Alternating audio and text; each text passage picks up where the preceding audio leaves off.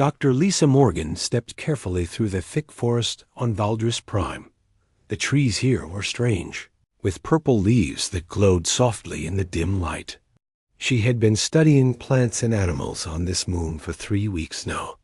Her team from the ship Aurora was spread across different areas, each person doing their own research. Lisa loved her work. She was a xenobiologist, which meant she studied alien life forms. This forest was full of interesting creatures and plants that she had never seen before. Small flying things that looked like colorful butterflies danced between the trees. Strange flowers opened and closed as she walked by them. She carried her scanner and sample bags, looking for new species to study. The air smelled sweet, like honey mixed with something she could not name. Her boots made soft sounds on the mossy ground. Everything felt peaceful and quiet. Then she heard it. A small, weak crying sound coming from behind some large rocks. Lisa stopped and listened. The sound came again, soft and sad. It reminded her of a hurt puppy back on Earth. Lisa moved toward the sound. She pushed aside some low branches and found a small creature lying on its side. It was about the size of a house cat, with thick silver fur that seemed to shine. Its eyes were large and amber-colored, full of fear and pain. One of its back legs was bent at a wrong angle, clearly broken. If creature looked at Lisa with those big eyes. It did not try to run away. Maybe it was too hurt to move, or maybe it somehow knew she wanted to help. Lisa had never seen anything like it before. It had 4 legs like a dog, but its face was more like a small bear. Its ears were pointed and moved as it watched her dot. Lisa knew she should call her team first. The rules said she had to report any new life forms right away. But this little creature was hurt and scared. It might die if she waited too long. She knelt down slowly, making soft sounds to show she was friendly. The creature's eyes followed her movements. When she reached out her hand, it sniffed her fingers. Then it made a small sound that seemed almost like a purr. Lisa opened her medical kit. She had supplies for treating human injuries, but some things worked for any living creature. She had pain medicine, bandages, and a small device that could help broken bones heal faster. First, she gave the creature a small dose of pain medicine. She was careful to use just a tiny amount, since she did not know how it would affect an alien. The creature's eyes became less tight with pain, and it relaxed a little. Then Lisa worked on the broken leg. She used her scanner to see the bone inside. The break was clean and would heal well if she could set it right. The creature stayed very still as she worked, as if it understood she was trying to help Dot. As she wrapped the leg with a special bandage, Lisa heard new sounds from the forest. Heavy footsteps were coming closer. Branches snapped under heavy weight. The little creature's eyes went wide with fear, and it tried to hide behind Liza. 3 large shapes came out of the trees. Liza had never seen anything so scary. They were tall, maybe 8 feet high, with long arms and legs. Their skin looked like hard armor, dark green and shiny. Each one had 4 arms, and all of them carried weapons that glowed with blue light. The creatures had no faces like humans. Instead, they had large eyes on stalks that moved to look at different things. Their mouths were full of sharp teeth. They made clicking and buzzing sounds as they talked to each other. Lisa realized these must be the hunters that had hurt the small creature. She stood up slowly, keeping herself between the hunters and the little one behind her. Her heart was beating fast, but she tried to stay calm. One of the hunters stepped forward. It made loud clicking sounds and pointed its weapon at the small creature. Lisa did not need to understand the language to know what it wanted. It wanted her to move away so it could take the little one. Lisa shook her head. She spread her arms wide to make herself look bigger and to better protect the creature behind her. She pulled out her own weapon, a small human pistol that looked tiny compared to the alien guns. The hunter made more clicking sounds, louder this time. It seemed surprised that Lisa would not move. The other two hunters spread out to try to get around her, but Lisa moved to keep blocking their way. The small creature pressed against her legs, making soft, scared sounds. Lisa could feel it shaking. She reached behind her with one hand to touch its head gently, trying to comfort it while keeping her eyes on the hunters. The lead hunter raised its weapon higher. The blue light got brighter. Lisa knew she was in great danger. These creatures were bigger, stronger, and had better weapons. But she could not let them hurt the little one she had just saved. Lisa pressed a button on her belt. It would send an emergency signal to her team. Help might come, but it would take time. She had to protect the small creature until then. The hunter made one more clicking sound, like a final warning. Lisa stood her ground. She looked right at the creature's moving eyes and shook her head again. She would not move. She would not let them take the little one. The forest became very quiet. Even the flying creatures stopped moving. Lisa and the three hunters stared at each other. The small creature behind her had stopped shaking and was now making soft, musical sounds. Then, the lead hunter pulled the trigger. The blue energy hit Lisa in the shoulder and spun her around. Pain shot through her whole body like fire. She fell to her knees, but kept her arms spread wide, still protecting the small creature behind her.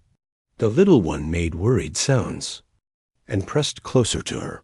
Blood ran down Lisa's arm, but she did not move away. The hunters seemed confused. They had never seen anyone take a hit and still refused to give up. They clicked at each other in what sounded like an argument. Before they could shoot again, loud sounds came from the forest. Human voices shouted, and bright flashes lit up the trees. Lisa's team had gotten her emergency signal and was coming fast. Commander Jake Sullivan crashed through the bushes first, his rifle ready. Behind him came Ryan Torres, the security officer, and Amy Chun, who worked with communications.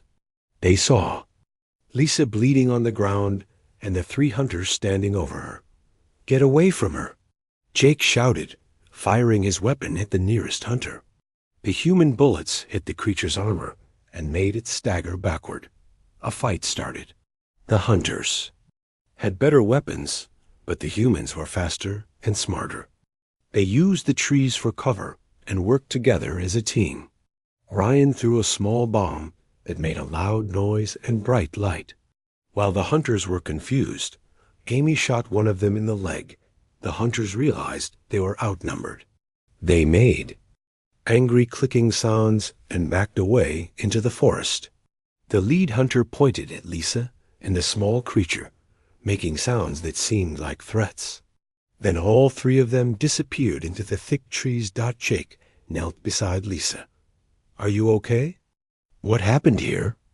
Lisa was getting weak from blood loss, but she pointed to the small creature that was still hiding behind her. "I found it hurt. Those things were trying to kill it. I couldn't let them." Amy looked at the small creature with wide eyes. "Lisa, do you know what you just did? You stood up to three armed aliens to protect something you'd never seen before." Ryan was checking Lisa's wound. "We need to get you back to the ship. This needs medical attention." As they helped Lisa stand up, the small creature made soft crying sounds. It seemed to know she was hurt and that it was her fault. The creature limped over to Lisa and gently touched her good hand with its small paw. "It's okay, little one," Lisa said softly. "I'm going to be fine." Back on the ship, Lisa lay in the medical bay while the ship's doctor worked on her shoulder. The small creature would not leave her side. It sat on the bed next to her, watching everything with those big amber eyes. "The wound isn't too bad," the doctor said. "You'll be sore for a few days, but you'll heal." He looked at the small creature. "What exactly is that thing?" "I don't know," Lisa said, "but it's hurt too. Can you help it?" The doctor was nervous about treating an alien, but he could see the creature was still in pain. He scanned its broken leg with his instruments. The bone is setting well. Whatever you did in the forest worked. It should heal completely in a few days. Over the next day, Lisa rested while the creature stayed close to her. It seemed to understand that she had saved its life. When she slept, it curled up next to her like a faithful dog. When she was awake, it watched her with intelligent eyes. Amy spent hours trying to study the creature's sounds. It made musical notes that seemed to follow patterns. "I think it's trying to communicate," she told Lisa. "These aren't just animal sounds. There's something like math in them." The breakthrough came when Amy played back some of the creature's sounds through the ship's computer. The computer recognized number patterns and basic equations. The sounds were actually a form of language based on mathematics. "It's trying to tell us something," Amy said excitedly. "Give me more time, and I think I can figure out what it's saying." Lisa watched the small creature make more musical sounds. Its eyes were so intelligent, so full of meaning. She had known from the start that this was no ordinary animal. Amy worked all night with the computer. By morning, she had made progress. "I think I understand some of it," she said. "The creature is saying something about home, about family. And there's something else, a word that keeps coming up. I think it might be its name." Lisa leaned forward. "What is it?" "I think its name is Zara." When Amy said the name, the creature's ears perked up. It made excited sounds and moved closer. To Lisa, it touched her hand and made the same musical note over and over. "Zara," Lisa said softly. The creature seemed to smile, if such a thing was possible. "Hello, Zara. I'm Lisa." Over the next few hours, Amy's translation got better. Zara was trying to tell them something important. She kept making sounds about danger, about her family, about something that had been lost. Finally, Amy understood. Enough to translate. "She's not just any creature," Amy said with shock in her voice. "She's from a species called the Velthani. They're very advanced, very smart. But something terrible happened to her family." Lisa felt her heart break for the small creature.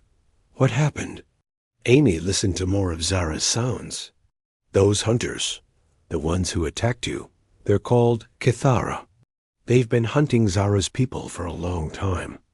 They found her family's hiding place and killed them all. Zara was the only one who escaped." Zara made more sounds, urgent and scared. Amy translated quickly. "She says she has to go home, to her people's world. She has important information that could save them, but she can't get there alone. The Kithara are everywhere, looking for her." Lisa looked at Zara, who was watching her with those big, trusting eyes. This little creature had lost everything, just like Lisa had protected her from the hunters. Now she needed help to get home and save her people. "We have to help her," Lisa said. Jake shook his head. "Lisa, we don't even know where her home is. And those hunters are still out there. It's too dangerous." But Lisa had already made up her mind. She had saved Zara once, and she would do it again. She trusted me to protect her. I won't let her down now. Zara seemed to understand. She made soft, grateful sounds and pressed closer to Lisa. Somehow, this human had become her protector, her only hope of getting home alive. 3 days later, Lisa stood in the ship's control room with Zara in her arms. The little creature had grown stronger and could walk better now, but she still liked to be close to Lisa. Through Amy's translation work, they had learned that Zara's homeworld was called Velthinus, hidden deep in a dangerous part of space. "The Kithara have ships all around that area," Jake said, looking at the star maps. "They're searching for any Velthani who might have escaped. If we go there, we'll be flying right into their hunting ground."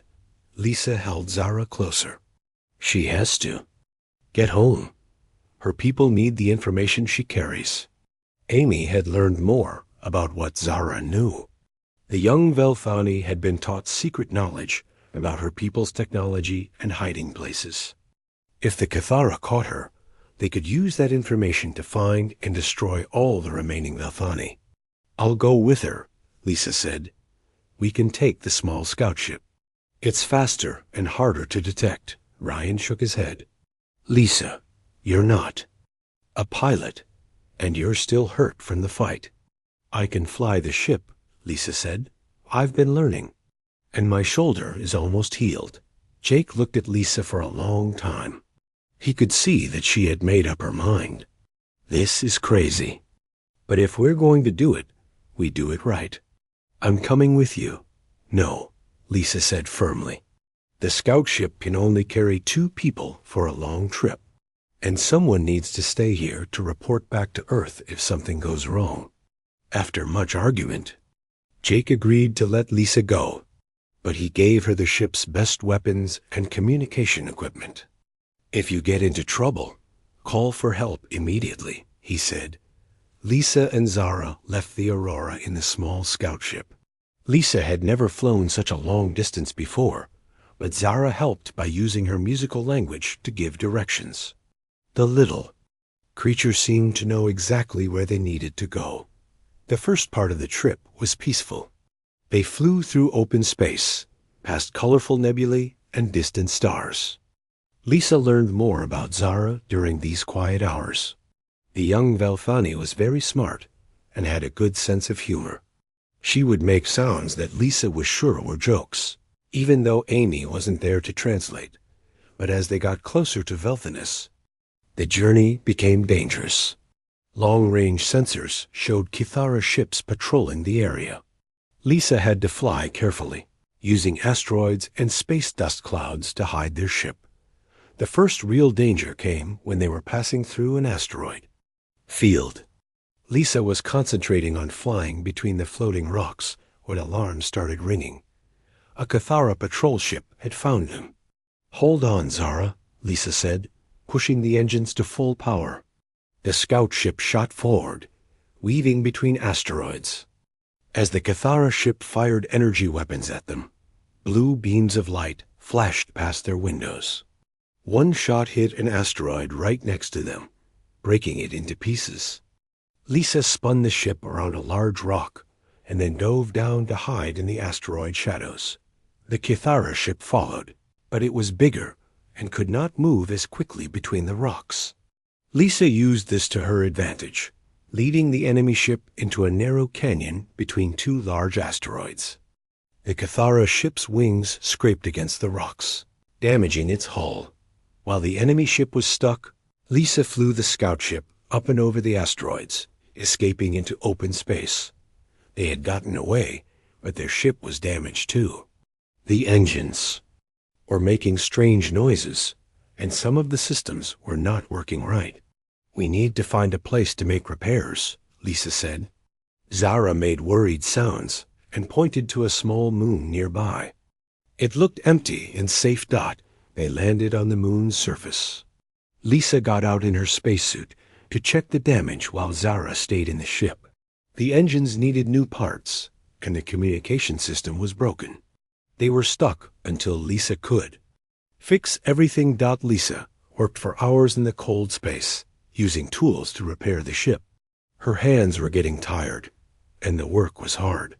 But every time she looked back at the ship, she could see Zara watching her through the window, trusting her to get them home. While Lisa worked, Zara did something amazing. She placed her small paws on the ship's control panel and closed her eyes. Soft light began to glow around her, and the ship's sensors started working better. Zara was using some kind of mental power to help hide their ship from enemy scanners. "You're full of surprises," Lisa said when she came back inside. Zara made happy sounds and rubbed against Lisa's leg. They stayed on the moon for a whole day while Lisa made repairs. During this time, they heard radio messages from Cathara ships searching for them. The enemy was getting closer, but Zara's power kept them hidden. When the ship was fixed, They continued toward Velphinus. But their biggest challenge was still ahead. Long-range sensors showed a huge Kithara battleship blocking the path to Zara's home world. Worse, the ship was holding prisoners. Those are Velthani, Lisa said, looking at the scanner readings. Young ones, like you. Zara made urgent, angry sounds. Amy had taught Lisa enough to understand that Zara was saying the prisoners were her friends, other young Velthani who had been captured while trying to escape. Lisa knew they should fly around the battleship and continue to Velphinus. That was the safe thing to do, but she couldn't leave those prisoners behind.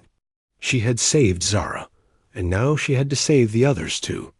We're going to get them out, Lisa said. Zara looked at her with surprise, and then made sounds that Lisa was sure meant, "Thank you." Lisa came up with a plan. They would use the ship's medical bay to create a fake distress signal. While the Kithara were investigating, Lisa and Zara would sneak onto the battleship and free the prisoners. The plan was dangerous and crazy, but it worked. The Kithara fell for the trick and sent most of their fighters to investigate the fake emergency. Lisa and Zara slipped onto the big ship through a small airlock. Inside the battleship, they found 5 young Velthani locked in energy cages. They were all hurt and scared, but when they saw Zara, they made happy sounds. Lisa used her tools to break the locks while Zara talked to her friends in their musical language. Getting out was harder than getting in. The Kithara had discovered their trick and were coming back. Lisa and the young Velthani had to fight their way through the ship's corridors. Lisa's small pistol was no match for the alien weapons, but she was determined to protect all the young creatures. During the escape, a Kithara soldier shot Lisa in the leg. She fell down, unable to walk. The young Velthani gathered around her, scared and confused. They were trapped with no way to get to their ship. That's when Zara did something that amazed everyone. She placed her paws on Lisa's wound and closed her eyes. The same soft light that had helped hide their ship began to glow around her. Lisa felt the pain in her leg disappear, and when she looked down, the wound was healed. "How did you do that?" Lisa asked, but there was no time for explanations. They had to run. They made it back to their ship just as more Kithara soldiers arrived. Lisa flew the scout ship away from the battleship as fast as possible, with 6 young Velthani crowded into the small space dot as they flew toward Velphinus. Lisa realized that her simple act of protecting one small creature had led to saving 6 more. And now they were almost home. As their ship approached Velphinus, Lisa could hardly believe what she was seeing. The planet was the most beautiful thing she had ever seen. Instead of normal cities made of metal and concrete, there were structures that looked like they were grown from living crystal. The buildings changed colors as the sun moved across the sky, creating rainbow patterns that danced across the landscape. Trees and plants grew right through the buildings, as if the Velthani had learned to make their homes work with nature instead of against it. Rivers flowed in gentle curves between the crystal structures, and flying creatures that looked like living jewels moved through the air. "It's incredible," Lisa whispered. The 6 young Velthani in the ship made happy sounds as they saw their home world again. Zara pressed against Lisa's side, making soft musical notes that sounded like gratitude dot, but as they got closer, Lisa saw that something was wrong. There were dark spots on the planet's surface where the crystal buildings had been damaged. Smoke rose from several areas, and she could see the wreckage of ships scattered across the ground. "The Kithara have been here," Lisa said sadly. The young Velthani made worried sounds as they saw the damage to their beautiful world. Their ship was met by 3 Velthani patrol craft. The pilots were adults, much larger than Zara and her friends, with the same silver fur, but deeper, more complex eyes. They surrounded Lisa's ship and directed her to land at what looked like a crystal tower that grew straight up from the ground. When they landed, Lisa was nervous. She was the only human on a planet full of aliens, and she didn't know how they would react to her. But Zira and the other young Velthani gathered around her, making it clear that she was their protector.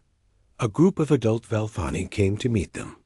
They were tall and graceful, with fur that seemed to shimmer in the light. Their eyes were ancient and wise, and when they looked at Lisa, she felt like they could see right into her soul. The leader was an old Velthani with silver fur that was almost white. He had scars on his face and hands, probably from fighting. The Kithara. When he spoke, his voice was like music, even though Lisa couldn't understand the words. Zara ran to the old Velthani and made excited sounds. Lisa could tell she was explaining what had happened, how Lisa had saved her life and brought her home. The other young Velthani joined in, all talking at once in their musical language as Zara told her story. The adult Velthani's eyes grew wide with surprise. They kept looking at Lisa, then back at Zara, as if they couldn't believe what they were hearing. Some of them made sounds that seemed like questions, and Zara answered with long, detailed explanations. Finally, the old leader stepped forward. He looked at Lisa for a long time, then slowly knelt down in front of her. All the other adult Velthani did the same thing. Lisa was confused and embarrassed. She didn't know why they were kneeling before her. The leader stood up and spoke in his musical voice. He seemed to be making some kind of speech. Other Velthani began to gather around them, coming from all directions to see what was happening. Soon, hundreds of them surrounded Leza and the young ones. One of the adult Velthani, a female with bright golden fur, stepped forward. She touched a small device on her neck and spoke. To Lisa's amazement, the words came out in English. "I am Keeper Tala," she said. "I have learned your language from the communication signals your people send into space. Elder Corvin wishes to speak with you." The old leader, Elder Corvin, spoke again. Keeper Tala translated his words. "He says that Zara has told us what you did, how you protected her with your own body, how you risked your life to save her, and—" The other young ones, Lisa felt her face turn red. "I just did what anyone would do. I couldn't let them get hurt." When Tala translated this, all the Velthani made sounds of amazement. Elder Corvin spoke again, his voice full of emotion. "He says that what you did is not what anyone would do," Tala translated. "It is what a hero does. In our culture, there is no higher honor than to protect the young, especially when that protection comes at great risk to yourself." Elder Corvin continued speaking, and his words became more formal and serious. Tala's translation made Lisa's eyes fill with tears. "He says that you performed the Velthara, the sacred act of ultimate protection. You placed your body between danger and innocence, willing to die rather than let harm come to those under your care. This is the highest virtue in our society." More Velthani continued to arrive, until thousands of them surrounded the crystal tower. They were all making soft, musical sounds that created a beautiful harmony. Lisa realized they were singing for her. Elder Corvin raised his hands, and the singing stopped. He spoke in a voice that carried across the entire gathering. Tala translated his words. "By the ancient laws of our people, anyone who completes the Velthara is granted the title of Kethmorin, which means Heart Guardian.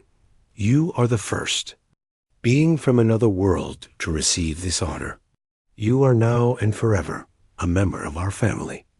The crowd of Velthani erupted in musical celebration. The sound was so beautiful that Lisa began to cry. She had never heard anything so wonderful in her life. Elder Corvin approached Lisa and placed something around her neck.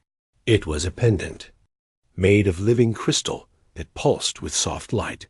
The moment it touched her skin, Lisa felt a warm sensation spread through her body. "This is a soul stone," Tala explained. "It will allow you to communicate with any Velthani, anywhere in the universe. You can speak with your thoughts, and we will understand. You can feel what we feel, and share in our joy and sorrow. Lisa touched the pendant, and immediately felt connected to all the Velthani around her. She could sense their emotions, their happiness at having the young ones home safe, their gratitude toward her, and their deep, ancient sadness at the losses they had suffered. But there was something else. As Lisa looked around at the thousands of Velthani who had gathered to honor her, she realized that her story was spreading. She could feel it moving through their collective consciousness like ripples in a pond. What's happening? She asked. Tala smiled, showing sharp but friendly teeth. Your story is being shared with every Velthani on our world, and through our communication network, with every Velthani in the galaxy. The story of the human who shielded one of our young with her own body, who risked everything to bring our children home. Elder Corvin spoke again. He says that your actions have given our people something we thought we had lost, Tala translated. Hope. For too long, we have hidden in fear of the Cathara. But you have shown us that courage and compassion exist in the universe, even in species we have never met. As the ceremony continued, Lisa learned more about what her actions meant to the Velthani. In their culture, protecting the young was not just a duty, it was a sacred trust. Those who fulfilled this trust were honored above all others, even above their greatest leaders and warriors. You have become a legend, Tale told her. Songs will be sung about you for generations. Children will learn your name and what you did. You have become a symbol of hope for our people. Lisa looked at Zara, who was watching her with those big, intelligent eyes. The little creature had grown since their first meeting, and Lisa could see wisdom and power developing in her. But she still looked at Lisa with the same trust and affection she had shown in the forest. I didn't do it to become a hero, Lisa said. I did it because it was right. When Tala translated this, the crowd made sounds of approval. Elder Corvin nodded and spoke one more time. He says that is exactly why you are a hero, Tala translated. True heroism is not about seeking glory. It is about doing what is right, even when it is difficult or dangerous. You have shown us that such people exist, and that gives us hope for the future. As the ceremony ended and the crowd began to disperse, Lisa realized that her life had changed forever. She was no longer just a human scientist studying alien life. She had become a bridge between two worlds, a symbol of the best that humanity could offer. 6 months later, Lisa stood in the garden of the Velthani Council building, watching Zara play with other young Velthani. The little creature she had saved was no longer little. Zara had grown into a beautiful young adult, with silver fur that shimmered like starlight and eyes that held wisdom beyond her years. But the most amazing change was in Zara's abilities. She could now communicate with her mind, heal injuries with her touch, and even influence the growth of the crystal buildings around them. Lisa had watched her friend transform from a frightened, hurt creature into a powerful and confident young Velthani. She is becoming everything we hoped she would be, said Keeper Tala, who had become Lisa's closest friend among the Velthani. The knowledge her family gave her, combined with her own experiences, has made her incredibly wise for one so young. Lisa smiled as she watched Zara teaching the other young ones how to make the crystal buildings grow in new patterns. She's going to be a great leader someday. She already is, Tala said. Did you know she has been chosen to be the first Velthani ambassador to your people? She will be the one to represent us when we meet with your government. Lisa's heart filled with pride. Zara had come so far from that scared, hurt creature in the forest, and now she would be the bridge between their two species. The relationship between humans and Velthani had grown strong over the past months. The Velthani had shared their healing technology and their knowledge of crystal-based energy systems. In return, Humans had taught them about military tactics and ship design, helping them better defend themselves against the Cathara. But the most important change had been in how the Velphani saw the universe. For generations, they had hidden from other species, believing that the galaxy was full of creatures like the Cathara who would hurt them. Lisa's actions had shown them that there were good people among the stars, people who would risk their own lives to protect others. "The Council has made a decision," Tala said. "We are going to reveal ourselves to the galactic community. We will no longer hide. Your example has given us the courage to take our place among the stars." Lisa was amazed. "That's wonderful. But are you sure you're ready?" "We have been ready for a long time," Tala replied. "We just needed someone to show us that not all strangers are enemies." "You did that." As they talked, Elder Corvin approached them. The old leader moved more slowly now, but his eyes were brighter than ever. The soul stone around Lisa's neck let her feel his emotions, and she could sense deep happiness and peace. "In him, Lisa," he said, his words coming through the stone directly into her mind. "I have news from your people. Commander Sullivan sends word that Earth's government wishes to form a formal alliance with us. They want you to be the first human ambassador to our world." Lisa felt overwhelmed. "Me? But I'm just a scientist. I don't know anything about diplomacy." Elder Corvin's mental voice was warm with amusement. "You have already done more diplomacy than most trained ambassadors. You saved our children and brought our peoples together. Who better to represent the friendship between our worlds?" Lisa looked at Zara, who had stopped playing and was walking toward them. The young Velphani's mental voice joined the conversation. "Lisa, you taught me that courage is not the absence of fear, but doing what is right despite being afraid. You showed me that protection of the innocent is the highest calling. Now you can teach that to others."